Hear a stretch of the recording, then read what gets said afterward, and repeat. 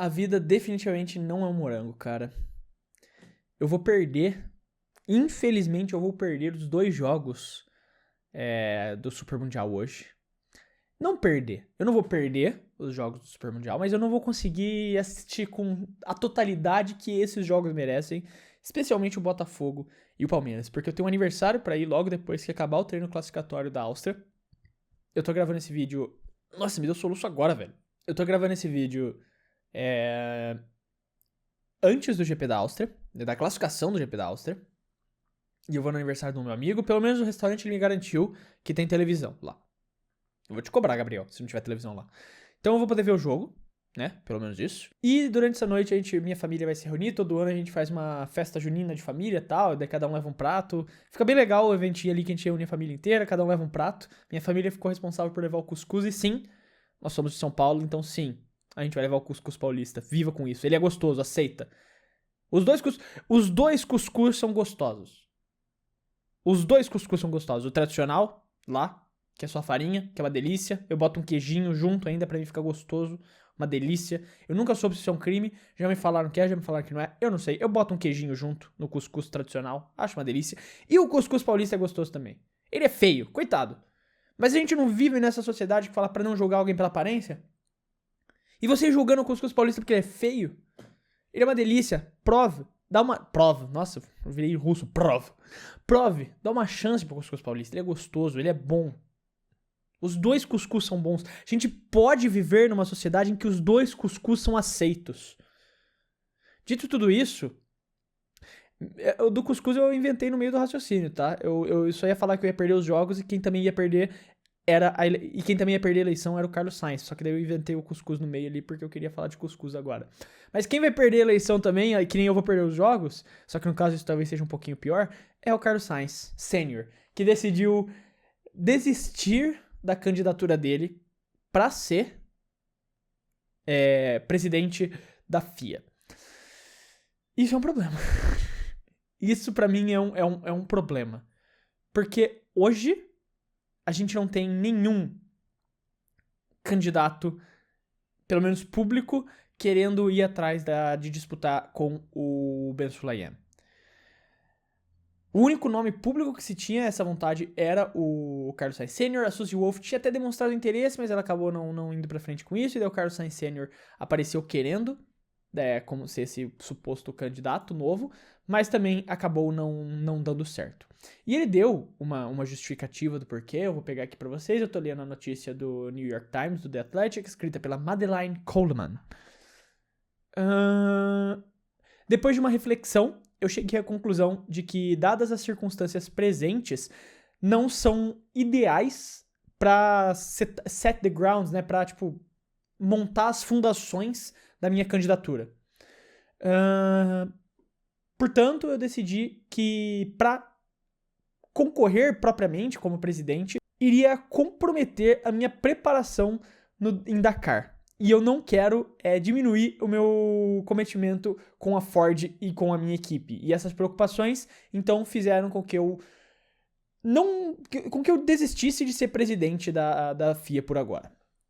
Então, basicamente, ele desiste de concorrer à presidência da FIA para não bater de frente com as obrigações dele como piloto da Ford em Dakar.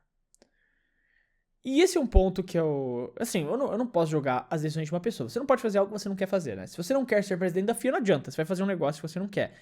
O Carlos Sainz Sr., apesar de tudo, ainda é um piloto. E ele ama pilotar. E ele percebeu que ser presidente da FIA ia comprometer o lado piloto dele. Ia comprometer o lado de questões de ser um piloto, que é o que ele mais gosta de fazer. E eu não posso julgar alguém por isso. Tem até uma fala do Carlos Sainz Jr., o piloto de Fórmula 1 agora, falando sobre, perguntado, o que você acha sobre o seu pai ter desistido? Ele falou, como filho do meu pai, como alguém conhece ele, entende os gostos dele, eu não posso dizer que eu tô desapontado, né? No sentido, ele ama correr, e ele sabia que ser presidente da FIA ia comprometer isso. Ele não ia poder mais correr do jeito que ele corre, pelo menos. Então eu não julgo. Agora, como um fã do automobilismo, sim, eu tô um pouco chateado com meu pai. Ele falou desse jeito. Porque a verdade é, de quem apareceu querendo se candidatar como presidente da FIA, o Carlos Sainz era o nome mais forte que poderia conseguir comprar votos dentro da FIA. Não comprar votos no sentido literal de corrupção, no sentido de que comprar alianças para que votassem nele dentro da FIA. Até agora não tem nenhum nome, tem muito tempo, a eleição de fato em dezembro, mas você tem que entregar sua candidatura antes. E isso é até um ponto que a gente vai falar no final do vídeo, porque o Ben Sulayem fez uma... Se você assistiu há algum tempo os vídeos aqui do Fred Reed, se você assiste há algum tempo, você viu que eu fiz um vídeo falando sobre algumas mudanças que o Ben Sulayem queria fazer dentro da FIA. Um deles era mudanças no Conselho de Ética da FIA, que ia ser em junho a votação. E ele conseguiu aprovar. Com 83% dos votos.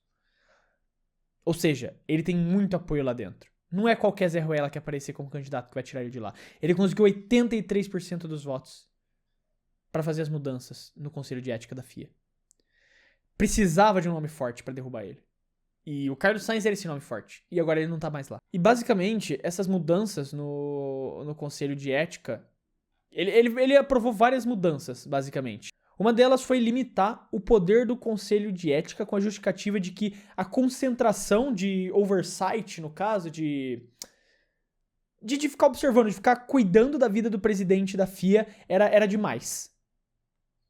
O comitê de ética ficava demais em cima do presidente da FIA. E essa é a função do comitê de ética, velho. Essa é a função do comitê de ética, ficar em cima do presidente mesmo, velho. E ele conseguiu aprovar, tirar alguns poderes do comitê de ética. Ou seja, o comitê de ética não vai estar mais tão presente em saber tudo que o presidente da FIA faz.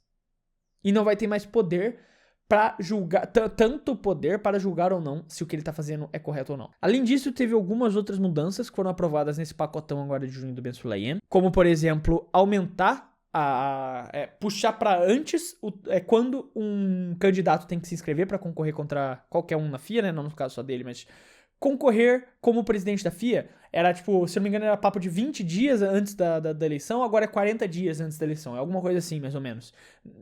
Os dias não estão exatamente corretos. A matéria que eu tô lendo aqui da BBC, escrita pelo Andrew Benson, não tá falando as datas. Mas eu lembro daquele vídeo ainda de cabeça que era algo assim, era tipo 20 ou 25 dias e puxou para os 40, 50 dias, alguma coisa assim. Um dos objetivos que uma das pessoas envolvidas nessa votação teria dito pra BBC, por baixo dos panos, é que o objetivo disso é dar mais tempo para eles procurarem qualquer pelinho em ovo na carreira do candidato que tá concorrendo com o Ben Sulayem pra poder jogar contra ele. Então, já fica aí outro motivo bizarro. Também tem a questão de remover a regra de que... Também tem a questão de remover a regra de que 21 dos 28 membros do Conselho Mundial de Automobilismo sejam de nacionalidades diferentes.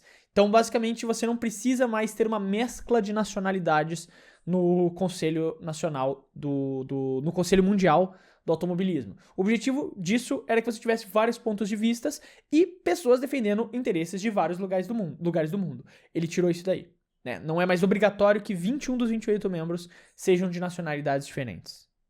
E um outro, que é também bizarro e vai com aquela questão de centralizar o poder com o presidente da FIA, é que ele tirou o direito de aprovar ou reprovar até 4 membros do Senado. Ou seja, o Senado tinha esse direito de aprovar ou reprovar 4 membros do próprio Senado. Agora esse direito vai para o presidente. O presidente da FIA pode aprovar ou reprovar 4 membros do Senado, o que, obviamente, dá poder para o Ben Sulayem aprovar quem é aliado dele e recusar quem for contra ele. Simples, né? Você centralizar esse poder ao presidente, você tá, obviamente, dando poder para ele só colocar quem ele quer e tirar quem ele não quer. Então, esse pacotão foi mudado. Tem várias outras coisas, várias outras mudanças. Essas são algumas que eu achei mais relevantes contar aqui para vocês. Mas tem várias mudanças nesse pacotão que foi aprovado com o Ben Sulayem. E, cara, ele foi aprovado com 83%. Ou seja, o Ben Sulayem tem muito apoio lá dentro. Muito apoio lá dentro. E esses 16, 17% aí que votaram contra ele, pode ter certeza que vão cair fora de alguma forma. Ele vai dar um jeito de arrancar eles. Se você não tiver um nome forte, um culhão pra enfrentar o Ben Sulayem, você não vai vencer. E o Carlos Sainz poderia ter tido isso. Mas ele preferiu continuar correndo e eu não vou jogar ele por isso. Ele é um piloto, ele quer correr. Pra ele é mais importante correr do que ir pro lado político da coisa. Ele tinha força. Mas ele não quis. E, de novo, não dá pra julgar um cara que é piloto e ele quer pilotar. O foda é que, como o Carlos Sainz disse, com um fã do automobilismo eu fico triste, porque provavelmente o Ben Sulayem vai ser reeleito. Até agora, faltando 4, 5 meses pra você se inscrever na parada, não surgiu nenhum nome à altura e não parece que vai surgir. E ao que tudo aparenta, a gente vai ter o Ben Sulayem como presidente. Mano, o presidente mandar e ele vai fazer o que ele bem entender, não se importando com nada. Eu não vou ficar falando de polêmica que ele já fez, já fiz vários vídeos sobre isso, mas é bizarro. As mudanças que ele conseguiu aprovar agora na FIA. E o que ele ainda não vai conseguir aprovar na FIA, caso ele se mantenha nesse poder. Cara, e é bizarro, porque fora da FIA ele não tem apoio de ninguém. Mas na FIA ele tem muito apoio. A gente não sabe o que acontece lá dentro e os privilégios que ele deve dar. Mas é basicamente isso. Não vou me alongar muito mais, que eu vou andar em círculos aqui. Bizarro o futuro da presidência da FIA e talvez do automobilismo mundial.